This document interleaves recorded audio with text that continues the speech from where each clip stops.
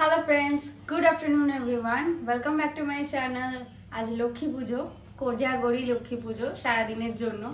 তো সকাল থেকে আমাদের বাড়িতে আয়োজন শুরু হয়ে গেছে। আমার একটু লেট হলো আজকে ব্লগটা শুরু করতে। আমি একটু কাজকর্ম করে একদম রেডি টেডি হয়ে স্নান টান সেরে, পুজো আজকে দিদুনি দিয়ে দিয়েছে সকালবেলা। ওরা অনেকক্ষণ আগে থেকে কাজে বসেও গেছে। এখন আমি যাব একটু হাত লাগাতে। আমি প্রত্যেক বছরই চেষ্টা করি লক্ষ্মী পুজোতে পার্টিসিপেট করতে। মাম্মা যতদিন থেকে বেঁচে ছিলেন ততদিন থেকেই চেষ্টা করি। অ্যাকচুয়ালি আমি ভালোবাসি পুজোর কাজকর্ম করতে। তো এখন আর বেশি বকবক করবো না, কারণ অলরেডি অনেকটা লেট। সারাদিন আজকে আমার বাড়ির আয়োজন কেমন হচ্ছে সেটা তোমাদের সাথে শেয়ার করবো। আর তোমরাও আমাকে কমেন্টে জানিও তোমরা আজকের দিনটা কেমন করে পুজো করলে। আজকে কিন্তু আমাদের বাড়ি সন্ধ্যায় পুজো হয়, মানে 6টা থেকে 6:30টার মধ্যে আমাদের বাড়ি লক্ষ্মী পুজো শেষ হয়ে যায়। দাদু বলতেন যে লক্ষ্মী পুজো সন্ধ্যায় না হলে সে আবার কিসের লক্ষ্মী পুজো। তা সেই প্রচলনটা আমরা চেষ্টা করি করতে। তো কোনো কোনো সময় তিথি, তারপর ঠাকুর মশাইরা এই সময় তো প্রচুর বিজি থাকে, জানোই আজকের দিনটাতে। সেই সব কারণে হয়তো কয়েকটা বার দেরি হলেও আমরা ম্যাক্সিমাম সময় চেষ্টা করি একদম সন্ধ্যেবেলায় এই পুজোটাকে শেষ করতে। তারই তোড়জোড় একদম সকাল থেকে শুরু হয়ে গেছে। আমি হাত লাগাবো। আর আজকের ওয়েদারটা খুব স্টাফি, কখনো রোদ উঠছে, কখনো মেঘলা করে আছে। মানে রোদটা খুব ভালোভাবে ওঠেনি, কিন্তু মেঘলাটা করে আছে, তবে গরমটাও আছে। চলো একটু বাইরে নিয়ে আসলাম তোমাদের, বললামই তো ওয়েদারটা কেমন অদ্ভুত হয়ে রয়েছে। আর এবছর লক্ষ্মী পুজোতে একটু গরমটা বেশি, কারণ যেহেতু পুজোটা আগে, লক্ষ্মী পুজোটাও একটু আগেই হয়েছে, তাই গরমের ভাবটা এবার একটু বেশি। আমাদের পুরো বাড়িময় তো কাজ হচ্ছে, খুব বাজে অবস্থা, সব ছড়ানো ছিটানো একদম একাকার কাণ্ড। তার মধ্যেই ছোট্ট করে আমাদের আয়োজনটা সারতে হয়েছে। চলো উপরে নিয়ে যাই।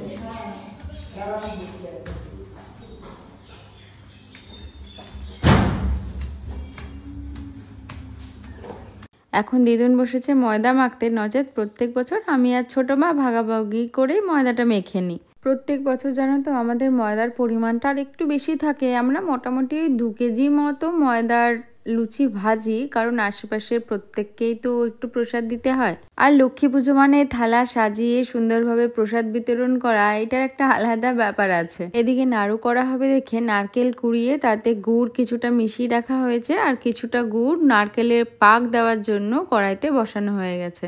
এবছর আমাদের বাড়িতে আর চিনির নাড়ু, তিলের নাড়ু সেগুলো হবে না, শুধু গুড়ের নাড়ুটাই হবে। কারণ বললামই তো এমনি এত হচপচ অবস্থা বাড়ির। আর আমি আস্তে আস্তে এদিকে খইয়ের উপরাটা অলরেডি হয়ে গেছে। গুড় দিয়ে খইয়ের উপরা, আগে না মাম্মা কত কিছু বানাতো, এখন আর আমরা অত কিছু বানিয়ে উঠতে পারি না। আগে খইয়ের উপরার সাথে সাথে না আমাদের বাড়িতে মোয়া, সেটাও বানানো হতো, এখন আর অত কিছু হয় না। তোমাদেরকে একটু ঠাকুর ঘরে নিয়ে আসলাম, কারণ লক্ষ্মী মায়ের জন্য যে ধানের ছড়াটা এনেছে সেটা এত সুন্দর, সেটা না দেখিয়ে আর পারলাম না। কত বড় আর কি অদ্ভুত রকম সুন্দর না, তবে আমাদের জায়গাটা তো ছোট, কিভাবে দেওয়া হবে সেটা একটু চিন্তার বিষয়। আর এদিকে কাকা আরো 3টে পদ্ম ফুল নিয়ে এসছে, বাবাও আবার কিছু পদ্ম ফুল নিয়ে এসছে। আজকের দিনে তো এই পদ্ম ছাড়া কোনো কথাই হবে না।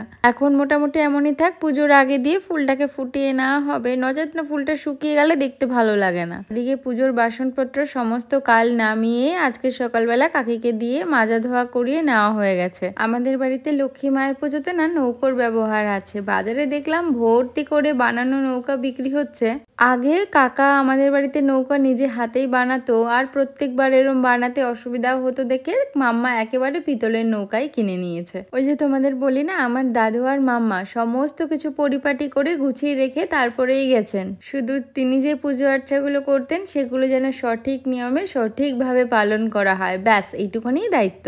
আজ তো আবার পূর্ণিমা পড়ে গেছে। আমাদের বাড়ি প্রত্যেক পূর্ণিমাতেই না সিন্নি দেওয়া হয়, আজকেও সেরকমই ঘট বসিয়ে সিন্নি দেওয়া হবে। এইদিকে দুটো ইম্পর্টেন্ট কাজ শুরু হয়ে গেছে। মেজমা খুন্তি নিয়ে বসে গেছে সুজি তৈরি করতে, আর ছোট মা এদিকে বসেছে নারকেলে নাড়ুর জন্য নারকেলে পাক দিতে। আমাদের বাড়ির নিয়ম আছে লক্ষ্মী মাকে চালের কোনো ভোগ দিয়ে পুজো দেওয়া হয় না, লুচি, সুজি, নাড়ু, খই এগুলো দিয়েই পুজো দেওয়া হয়। আমাদের বাড়িতে তো এটাও নিয়ম আছে, আজকের দিনে আমিষ খেতে হয়, নিরামিষ খেতে নেই। কিন্তু পুজোর কাজ কি আমিষ খেয়ে করা যায় বলো তো? তাই মাম্মা থাকাকালীনই আমরা একবার ডিসাইড করেছি যে যেহেতু আমরা বাড়ির সকলেই খিচুড়ি খেতে ভালোবাসি আর পুজোর দিনে খিচুড়ির টেস্টটাই একটু আলাদা হয়, তাই আজকের দিনে খিচুড়ি রান্না হবে। তোমাদের সাথে গল্প করতে করতে ওদিকে নাড়ও বানানো হয়ে গেছে। আজকে আমার না ক্যামেরাতে স্পেসটা এতটা কম, তোমাদের কিভাবে যে কি ঠিকঠাক ভাবে দেখাতে পারবো আমি একদম বুঝতে পারছি না। এদিকে সুজিটাও কমপ্লিট হয়ে গেছে, কিন্তু লুচিটা এখন ভাজছি না, কারণ একদম চিপসে যাবে। ভালো করে মেখে ময়ম দিয়ে ওটাকে একটু ঢাকা দিয়ে রেখে দিয়েছি। আর তোমাদেরকে তো বললামই আজকে আমাদের বাড়ি খিচুড়ি রান্না হবে, লাবড়া তৈরি হবে। তাই মেজমা ধনে আর একটু জিরেকে শুকনো খোলায় ভেজে দিয়েছে। আমি ওটাকেই এখন একটু গুঁড়ো করার চেষ্টা করছি হামল দিস্তা দিয়ে, কারণ পুজোর পরে না সবাই খুব টায়ার্ড থাকে, সারাদিন উপোস, সারাদিন কাজের পর। তাই কিছুটা যদি এখন এগিয়ে রাখা যায় ওটা একটু ভালো। তাই মা পুজো দিয়ে তরকারি টরকারি সমস্ত কেটে দিয়েছে। তা মেজমা বললো গ্যাসটা বেকার বেকার ফাঁকাই কেন যাবে, আমি তরকারিটা বসিয়ে দিই। ব্যাস মশলাপাতি দিয়ে ঢাকা চাপা দিয়ে তরকারি এসে এখন বসলো মেজমা আলপনা করতে। এই কাজটা মেজমা একটু ভালোই পারে, তবে আমাদের এবার আলপনাটা দিতে একটু দেরি হয়ে গেছে। আর ঠাকুর মশাই যেহেতু তাড়াতাড়ি আসবে, এই আলপনা না শুকালে তো আমরা কিছু করতে পারবো না। এই মেজমা এক প্রকার তাড়াহুড়োই করছে, কারণ ফুল বাটা সবের চাপে তো চাপাই পড়ে যাবে, কিছু দেখাই যাবে না। এদিকে খিচুড়ির জন্য যে লাবড়া বসানো হয়েছে, এতক্ষণ তো ঢাকা দেওয়া ছিল, সবজিগুলো খুব ভালোভাবে মজেও গেছে। এখন একটু ভালো মতন মশলা দিয়ে নাড়াচাড়া করলেই কমপ্লিট। আমরা মাম্মাকে দেখেছি খিচুড়ির জন্য যে লাবড়াটা তৈরি হয় তাতে কোনো রকম মশলা দেয় না, যে গুঁড়ো মশলাটা তৈরি করেছি সেটাই ওপর দিয়ে ছড়িয়ে নামিয়ে নেবে ব্যাস। এখন মোটামুটি প্রায় 3:30 মতন বাজে। আমাদের যেহেতু ঠাকুর মশাই 5:30টার মধ্যে চলে আসবে, তাই ভাবলাম লুচিগুলো এবার ভেজে নিই, আর বেকার দেরি করে লাভ নেই। তাই অনেকগুলোই লুচি হবে, আর প্রত্যেকবার এই লুচি বেলার ডিপার্টমেন্টটাতে আমার থাকে আর লুচি ভাজার ডিপার্টমেন্ট থাকে ছোট মার। বাকি ওইদিকে গোছগাছের কাজটা মা আর মেজমা মিলেই সারে। তবে এবার এইদিকে কিছুটা আমাদের সাথে হাত একটু দিদাও লাগিয়েছে। আসলে মা গেছে নিচে বাবার জন্য খাবার তৈরি করতে। আজকে মা বললো যেহেতু আমরা কেউই খাবো না ঘরে, তাই খুব একটা বেশি চাপের কিছু বানাবে না, ওই সিদ্ধ ভাত বাবার জন্য একটু করে দিয়েছে। তো ওগুলো রান্না বান্না করে তো আর ঠাকুরের কাছে আসা যায় না, একেবারে শাড়ি ছেড়ে ফ্রেশ হয়ে একবারে নতুন শাড়ি পরে তারপরেই মা এখানে আসবে। তারপরে ফল ফলাদি গোছানোর কাজ, কাটাকাটি এইগুলো মা হাত লাগায়। আর মা তো এইসবে এক্সপার্ট, নিমেষের মাথায় এগুলো শেষ করে দেয়। ছোট মা একটু কাজের জন্য ঘরে গেছে, কারণ ছোট মাদের তো ঘর তৈরি হচ্ছে। আর আজকের দিনে ছোট মা না ভুলবশত ঘরে কাজ নিয়ে ফেলেছে, তাই একটুখানি সেই কাজের মিস্ত্রিরা ডাকাডাকি করছে, সেখানে একটু যেতে হয়েছে। তাই অগত্যা বাকি যে কটা লুচি বেঁচে আছে ভাবলাম আমি ভেজে দিই। আমরা একবার আলোচনা করছিলাম যে আমাদের তো লুচি অনেকগুলো করে ভাজা হয়, এই বছর তো 1 কেজি ময়দার লুচি হচ্ছে, কম না হয়ে যায়। এখন দেখে তো মনে হচ্ছিল যে এত ময়দার লুচি তৈরি হবে, লুচিগুলো এমনিও পরে ফেলাছোড়া হয়, কেউই খুব একটা বেশি খেতে চায় না। কিন্তু এখন ভাজার পরে মনে হচ্ছে 2 কেজি ময়দার লুচিটা বানালেই মনে হয় ভালো হতো। আশেপাশের লোকজনকে তো দেওয়ার ব্যাপার আছে, ঠিকঠাক মনে হয় এবার দিয়ে উঠতে পারবো না। আবার পরের দিন সকালবেলা কিছু ছোট ছোট বাচ্চারা আসে প্রসাদ নিতে, কি করব সেটাই ভাবছি আর কি।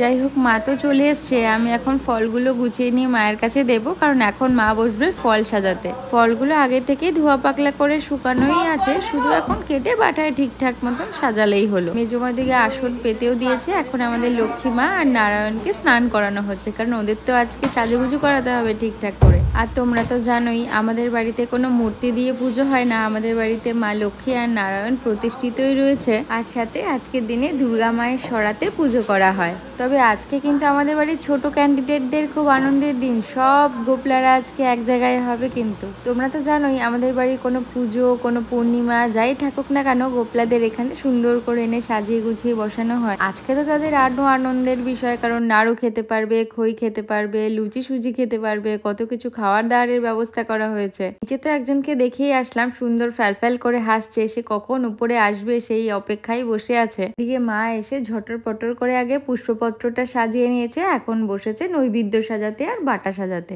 প্রত্যেক বছর তো মা এরকম ভাবে বসে একবারে বাটা সাজিয়ে তারপরেই ওঠে। এবছর একটা সুবিধা হয়েছে, দিদুন আছে, দিদুন ওদিকে ফলগুলো ঝপাঝপ কেটে দেবে আর মা এদিকে সুন্দরভাবে বাটাটা সাজিয়ে ফেলবে। নালে মা প্রত্যেক বছর এই বাটা সাজানোর কাজটা, ফল কাটার কাজটা একাই সামলায়।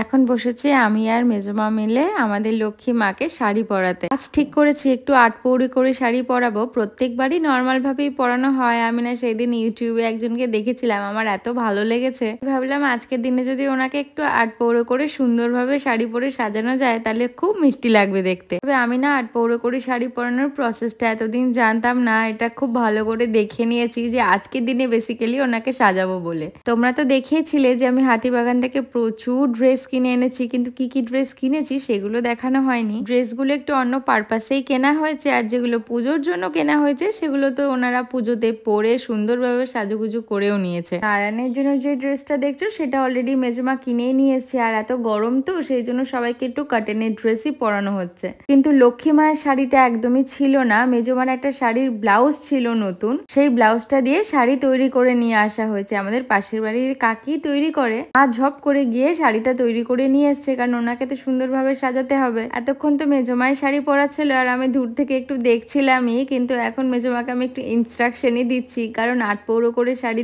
মেজমাও না পরাতে পারে না। মেজমা নর্মাল করেই পরাচ্ছিল, তো আমি বললাম মেজমা এইভাবে পরিও না, আজকের দিনে একটু আটপৌরো করে সুন্দরভাবে প্লিট করে করে সুন্দর শাড়িটা পরালে দেখতে ভালো লাগবে। আর বিশ্বাস করো আমি এত ধৈর্য নিয়ে ইউটিউবে ভিডিওটা দেখেছি যে কিভাবে ওনাকে সুন্দরভাবে আটপৌরো করে শাড়ি পরানো যাবে, আর আজকের দিনে সেটা এত সুন্দর শিখে না অ্যাপ্লাই করলে হয়। যাই হোক, মোটামুটি আমি সাকসেসফুল। এখন পিন দিয়ে একটুখানি ঠিকঠাক ভাবে সিকিউর করে একটু হার পরিয়ে মুকুট পরিয়ে সুন্দরভাবে সাজালেই দেখতে মারাত্মক লাগবে। আর শাড়ির কালারটা যেহেতু একটু পিঙ্ক পিঙ্ক, আজকের দিনে কি ভারী মিষ্টি লাগছে না দেখতে। আর একটু কাজ থাকলে ভালো হতো, কিন্তু ওই যে শেষ মুহূর্তে মনে পড়েছে মায়ের জন্য শাড়ি নেই, তাই ঝটপট করে হাতের সামনে যেটা পাওয়া গেছে সেটা দিয়ে একটু রেডিমেড বানিয়ে নেওয়া হয়েছে। আসলে শাড়ি নেই এই কথাটা বলা খুব ভুল, শাড়ি ঘাগরা এগুলো ওনাদের প্রচুর আছে, কিন্তু আজকের দিনে তো ওনাদের একটু নতুন কিছু পরাতেই হয়। আর ওনাদের এত পুরনো ড্রেস হয়ে গেছে, বিশ্বাস করো সেই ড্রেসগুলো মেজমা মাঝে একবার গঙ্গায় গেছিল সব ফেলে দিয়ে এসেছে। তবে হাতিবাগান থেকে ওনার জন্য যে লাল পাড়ের সাদা শাড়িটা কিনে এনেছি আমি, সেটা দেখতে এত সুন্দর আর পরলে আজকের দিনে ভালোও লাগতো, কিন্তু বললামই তো ওইটা একটা আলাদা পারপাসেই কিনে নিয়ে এসেছি, তাই আর ওটাকে এখন পরাতেও চাইলাম না। আমার মনে হয় মহারানীকে নিজের মনের মতো করে ভক্তি দিয়ে সুন্দরভাবে সাজানো গোছানো করলে এই শাড়িতেই সুন্দর লাগবে। আর যেমন ভাবে চিন্তা ভাবনা করেছি তেমন ভাবে যদি সত্যি শাড়িটা পরিয়ে সাজানো গোছানো যায় তাহলে তো আর কোনো কথাই নেই। যাই হোক, এখনো অবধি দুজনে মিলেই চেষ্টা চালিয়ে যাচ্ছি, কতটা কি এক্সিকিউট করতে পারি সেটা ফাইনাল লুক না হলে একদম বোঝা যাবে না। ব্যাস মোটামুটি কমপ্লিট, পিন দিয়েও সিকিউর করা হয়ে গেছে। এবার ফাইনাল লুকটা দেখো তো কেমন লাগছে। দাঁড়াও, শাড়ি পরে সুন্দরভাবে সাজগোজ তো করেছে, কিন্তু যেটা ছাড়া সব থেকে ইনকমপ্লিট উনি আজকে, সেটা পরিয়ে সুন্দরভাবে সাজানো হোক। আর যেই সরাতে আমাদের পুজো হয় সেই সরাটা অলরেডি বসিয়েও দেওয়া হয়েছে। এদিকে লক্ষ্মী মাকে সুন্দরভাবে রেডি করতে করতে আমার মায়েরা অলরেডি সমস্ত ফল কাটাও কমপ্লিট হয়ে গেছে। আসলে নৈবেদ্য সহ অনেকগুলো তো বাটা থাকে, সেগুলো রেডি করতে তো একটু সময় লেগেই যায়।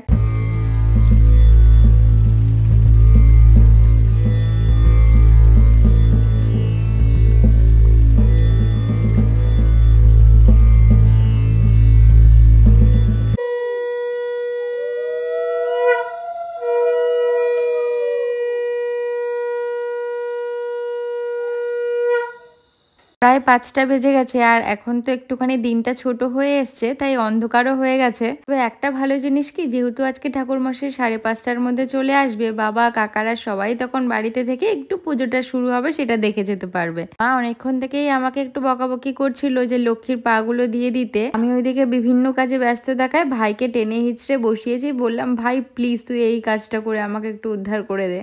আমি সমস্ত বাড়িতে মোমবাতি লাগিয়ে দিয়েছি। ভাইয়ের দায়িত্ব পড়েছিল আজকে পা দেওয়া, ঠাকুরের চরণটা আঁকা, তো সেটাও করেছে। আমার সমস্ত কমপ্লিট, ঠাকুরমশাই চলে এসেছে। চলো একটু ওপরে নিয়ে যাই তোমাদের।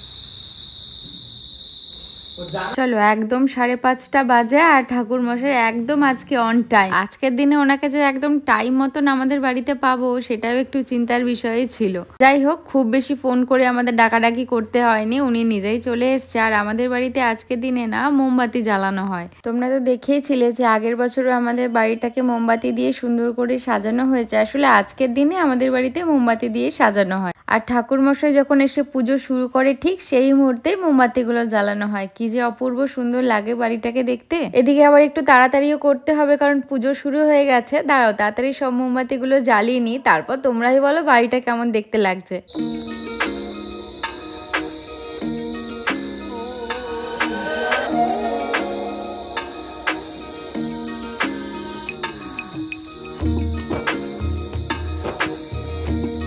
লক্ষ্মী পুজো বলে কথা, পুরো বাড়িতে মোটামুটি মোমবাতি জ্বালিয়ে আস্তে আস্তে পুজো শেষ হয়ে গেল। এসে একটু অঞ্জলি দিলাম, এবার চলছে আরতি পর্ব।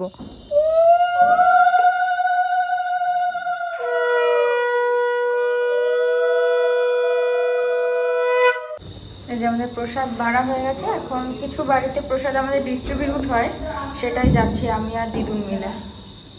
চলো, প্রসাদ দেওয়া কমপ্লিট, এবার যাচ্ছি উপরে। তার কারণ উপরে খিচুড়ি বসেছে, আজকে আমাদের বাড়িতে খিচুড়ি রান্না হয়। আগে আমাদের বাড়িতে এই দিনটা আমিষই হতো, কিন্তু তারপর আমাদের নিজেদেরই একটা ব্যাপার যে পুজোর দিনে আমরা আমিষ খাবো না, নিরামিষ খাবো। আর পুজোর সময় সবসময় খিচুড়িটা একটু বেশি ভালো লাগে খেতে, তো সেই জন্যই কি আমাদের নিজস্ব ডিসিশন যে চলো খিচুড়ি, লাবড়া, পাঁপড় ভাজা, বেগুনি, চাটনি, অনেক কিছু মেনুতে আছে কিন্তু আজকে আমাদের।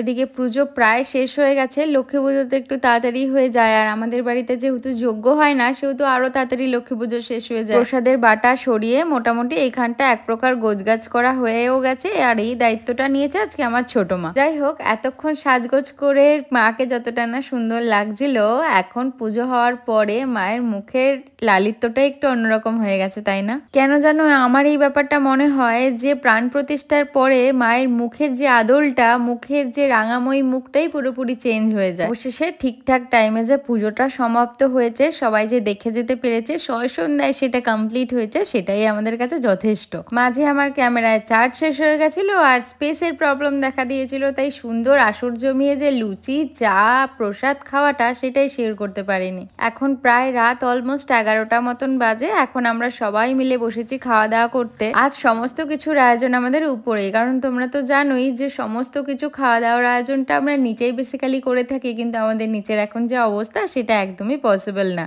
আর আমাদের বাড়ির যে কোনো অনুষ্ঠানে পান্ডে দাদারা তো আমাদের গেস্ট না, ওরা তো আমাদের বাড়ির লোক, ওরা তো ইনভাইট থাকবেই। তাই সবাই একসাথে এখন খেতে বসেছে। আমি পাঁপড় ভাজা আর একটু বেগুনি ভাজার দায়িত্বটা নিয়েছি। মাঝের অনেকগুলো ক্লিপ আমি ঠিকঠাক ভাবে শেয়ার করে উঠতে পারিনি, তার একমাত্র কারণ হচ্ছে স্পেস।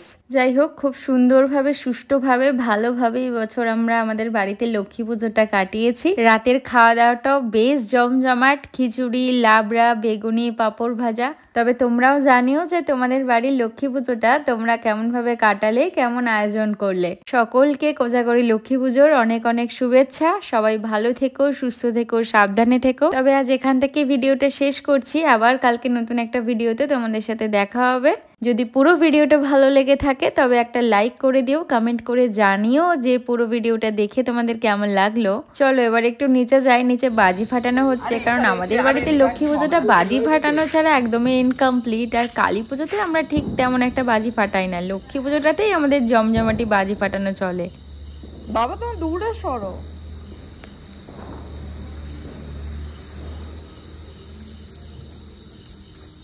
যা তো রোদে দিত।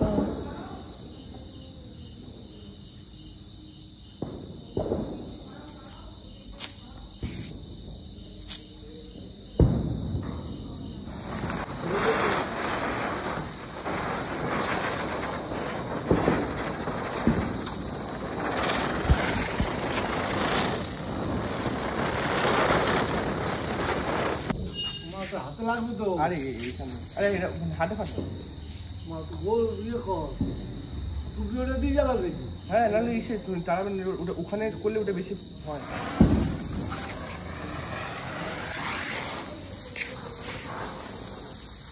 দূরে সরে।